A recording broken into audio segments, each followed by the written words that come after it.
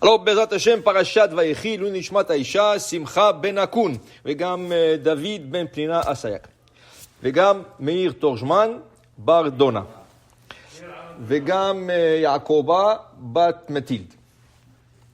Alors, dans la paracha, c'était Vayechi Yaakov Beretz Misraim Sheva Esrei Shana. Yaakov a vécu en Égypte 17 ans. Pourquoi 17 ans? C'est le temps qu'il a élevé son fils Yosef.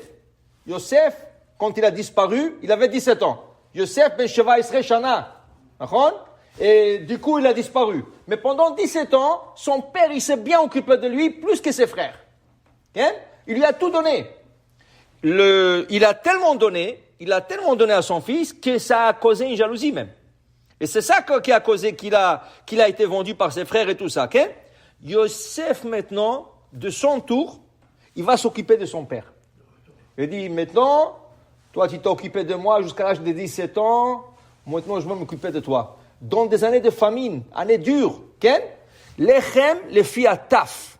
Mais c'est Lechem le fiataf, dit Rashi. Il leur a donné de provisions à ses frères, et à son père, et à ses frères, même, dit Rashi, pour les enfants qui font des gâchis. Ils prennent le pain, ils jettent par terre, ils font des miettes. Et c'est des années de famine. Chaque miette compte. Tu sais, il y avait des gens qui... Voilà. Alors, il y avait des gens qui crevaient de faim.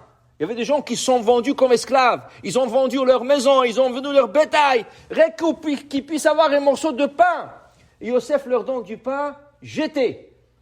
Autant qu'ils voulaient, ne pensez même pas. Il n'y a pas de mispar, il n'y a pas de compte avec moi. Prenez tout ce qu'il veut. Pourquoi? Le Zohar dit, Tafnuke Melachim, il voulait donner à son père un plaisir extraordinaire dans ce monde. Alors regardez comment la Torah l'a fait, c'était exactement 17 ans. Exactement. Ça veut dire que c'est tout calculé min hashamayim. Qui veut dire en d'autres mots, c'est que tu investis dans tes enfants, ils vont te le rendre. Tu investis dans tes enfants, tu les envoies à l'école, à la yeshiva, tu leur vêtis, tu leur nourris. Pourquoi? Parce que la halakha te dit, tu n'as plus l'obligation de t'occuper de ton fils après 6 ans. 6 ans, c'est le maximum. Après 6 ans, c'est tzedaka. 6 ans, ton fils il a 6 ans, tu l'as nourri, tu l'as vêti, tout ça. Après ça, tu peux dire à ton fils si tu veux. Si tu es un petit fou, tu es un petit peu fou, tu dis à ton fils, va travailler. Tu as 2 pieds, tu as 2 mains, tu as 2 yeux, va travailler, va trouver un travail. Qu'est-ce qui se fait dans des pays arabes? Qu'est-ce que vous pensez qu'ils se font? C'est exactement ça. Ils vendent leurs petites filles comme des Fatma. Tu peux faire ça, mais tu vas jamais de la vie. Je ne veux pas le faire. Alors quand je te dis, écoute, tu n'as pas l'obligation. Alors tout ce que tu investis dans ton fils et dans ta fille, je le considère pour toi comme tzedaka. Alors quelqu'un va dire, oh, je t'abbarre chez moi. Alors j'ai plus besoin de la tzedaka. Tu sais, je vais lui acheter des Louis Vuitton, je vais lui acheter des manaf, c'est tous les marques qu'il y a là-bas, Versace ou Gucci, je vais lui acheter des trucs, mais je n'ai plus besoin de tzedaka, je vais m'occuper de mon fils, d'accord? Non. Comment c'est écrit dans le verset? Et dans le verset, comment on appelle ça? Qui te dit que tu dois t'occuper de ton fils. Tu dois t'occuper de ton fils et de ta fille. C'est écrit dans le verset chez Aaron à Cohen. Oseh tzedaka bechol et. Oseh tzedaka bechol et. Alors, tzedaka bechol et, la Gemara dit, est-ce que c'est possible de faire la tzedaka bechol et? Mais c'est chol et. À chaque instant, tu fais la tzedaka. Quoi, tu donnes à chaque instant, tu fais la tzedaka? Tzedaka, ça se fait 1 fois par jour, 2 fois, 3 fois. Mais pas bechol et.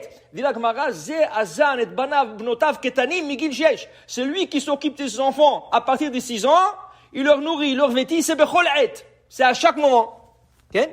Alors, ils disent, alors tu vas venir à chaque Kadosh Baruch Hu, pourquoi tu n'as pas donné de tzedaka, monsieur? Quoi, tzedaka?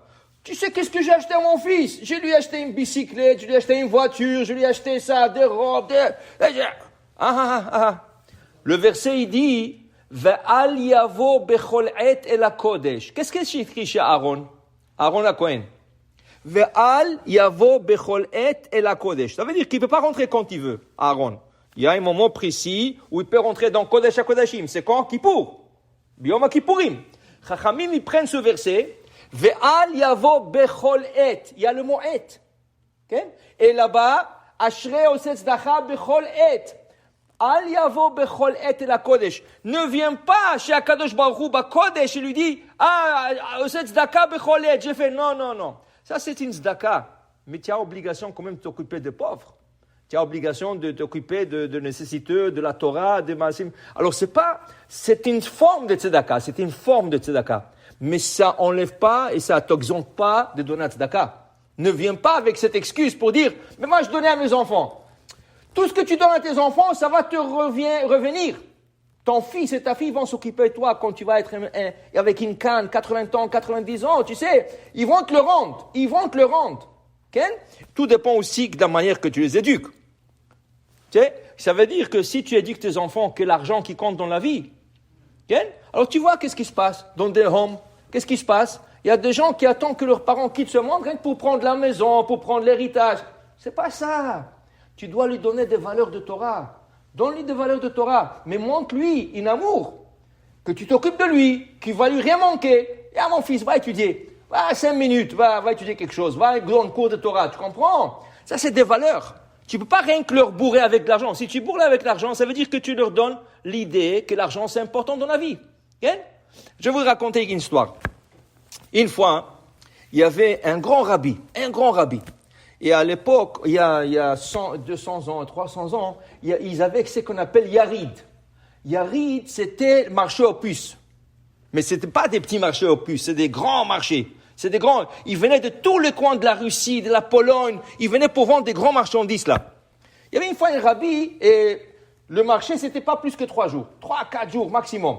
Et il fermait. Et les gens venaient, tous les grands commerçants qui voulaient faire de l'argent pour l'année, tu pouvais faire toute une année avec ce marché. 3-4 jours, tu faisais de l'argent. Alors tu emmenais de la marchandise, tu venais. Alors il y avait des rabbinim des fois qui passaient. Des passages, ils n'allaient pas, mais des fois ils étaient des passages. Il y avait un grand rabbi, il était des passages. Il tourne dans le marché, qu'il voit un de ses élèves qu'il a enseigné lui.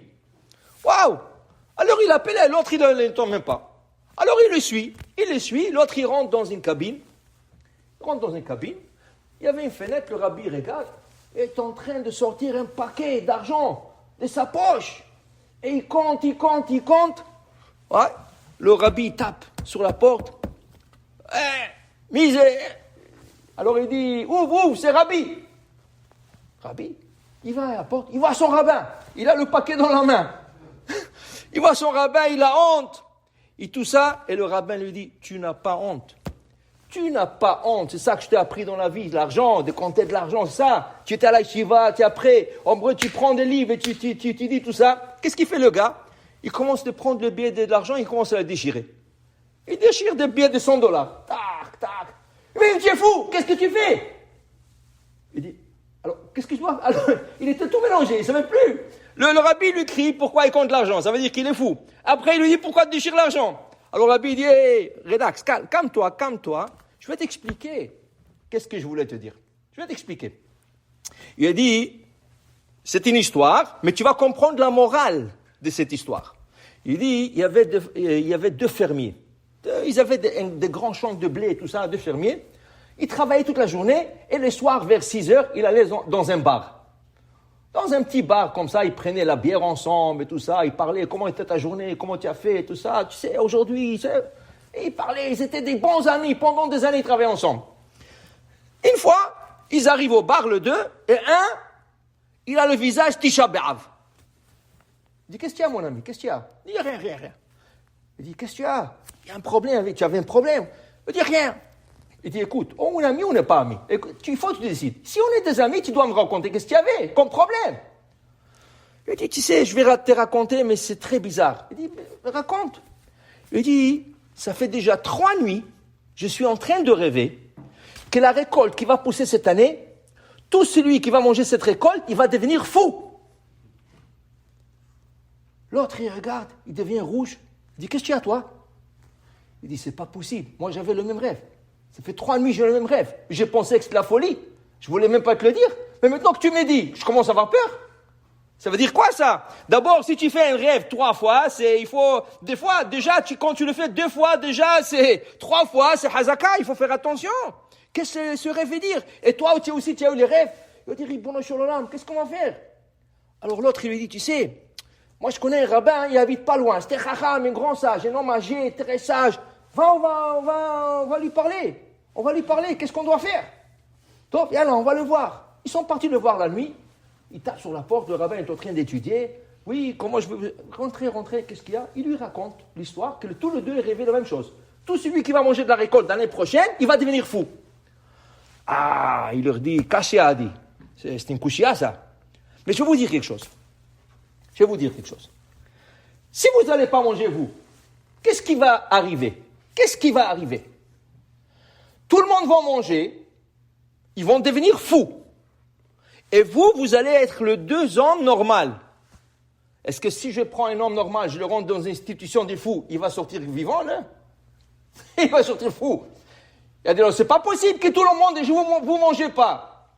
Mais de l'autre côté, il leur dit, de l'autre côté, si vous mangez, okay, avec tout le monde, vous allez devenir fou comme eux. Alors, qu'est-ce qu'on fait? On mange ou on mange pas? Il dit non. Je vais vous donner quelque chose. Vous prenez une ficelle rouge. Vous l'attachez sur le doigt. Après, vous mangez. Vous allez devenir fou comme tout le monde. Mais il y aura une différence entre vous et eux. C'est quoi? Vous allez regarder la ficelle et vous allez vous rappeler que vous êtes fou. Eux, ils vont être fous sans savoir qu'ils sont fous. Mais vous allez être fou, mais vous allez savoir que vous êtes fou. Tu comprends? C'est toute une chose d'être fou et savoir que tu es fou. Que d'être fou et que tu ne sais pas que tu es fou. Alors le rabbi s'adresse à cet élève, il dit, écoute mon ami, c'est important de faire de l'argent de la vie, je comprends, tu as une famille, tu dois nourrir la famille, tu dois vêtir des enfants, tu dois les envoyer chez moi, je comprends. Mais comprends que tu es fou. Alors tout ce que je voulais te donner comme message, tu es en train de compter de l'argent comme ça. Mais tu es fou, quoi. Tu réalises que tu es fou, c'est tout ce que je voulais que tu saches. Que tu réalises que tu es fou. Une fois que tu l'as compris, tu n'as pas à déchirer les billets. Tu as profité de ces billets, mais sache ta situation. Okay? Pour te dire que quand tu éduques des enfants, tu leur dis, bien sûr que l'argent c'est important. Il faut qu'ils travaillent pour leur argent. Des fois, tu leur dis, tu leur donnes à suer pour leur argent. Mais qu'ils comprennent, ce n'est pas un but de la vie. Si tu as fait comme ça, tu as fait ton devoir. Tu comprends? Tu les as éduqués que l'argent c'est important, mais d'autre part, ce n'est pas un but. Ça te donne à faire plus de mitzvot, Shabbat, honorer le Shabbat, acheter des choses, des soukot, tout ça. Tu comprends? C'est ça l'éducation. Alors Yosef est en train de donner à son père Tafnukem Melachim. Mais Yaakov a besoin de Tafnukem Melachim. Yaakov a besoin d'une Gemara. Qu'est-ce qu'il a besoin? Il a besoin d'une Gemara. C'est tout ce qu'il a besoin. Mais non. Mais aussi, ça prend un peu de gashmiut. Ça prend un peu de matériel pour qu'il puisse aussi jouir et voir ses enfants, ses petits-enfants. Combien il a vu à la fin, vous savez? Il a vu 3 millions d'enfants dans la famille. Une petite famille de 70 ans, de 70 nefashot, âmes, 70 âmes. C'est écrit là-bas, il a vu 3 ou 4 fois ribots, des ribots, ça veut dire presque des millions, il a vu. Ils sont multipliés. Et qu'est-ce qu'il fait, Yaakov? Il marie tout le monde. Jeune, il promet tout le monde, toi tu vas te marier avec lui, toi avec lui. Pourquoi? Il dit, Mitzrayim, on ne sait pas ce qui va devenir. Alors, d'abord, mariez-vous entre vous, comme ça je suis tranquille. Et après 17 ans, il quitte ce monde tranquille. Il a vu tout ce qu'il voulait voir de ses enfants et de ses petits-enfants. Baruch Adonai Le'olam. Amen ve Amen.